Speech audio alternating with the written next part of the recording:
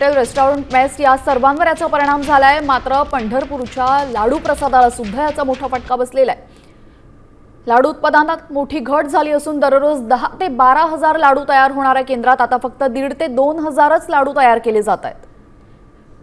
पंढरपुरातील लाडू केंद्रातून आढावा घेतलेला आहे आमचे प्रतिनिधी भारत नागणे यांनी। पाहूयात।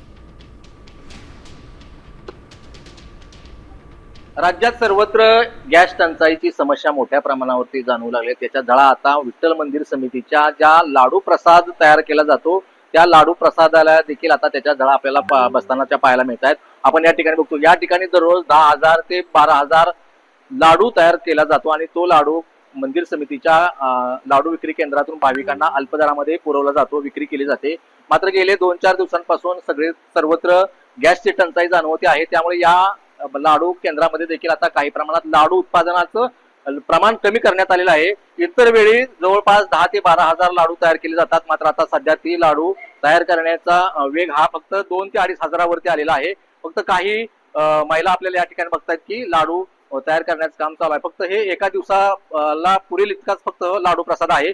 मात्र आता उद्या काय करायचं हा देखील यांच्यासमोर मोठा प्रश्न आहे। माझ्यासमोर लाडू प्रसाद केंद्राचे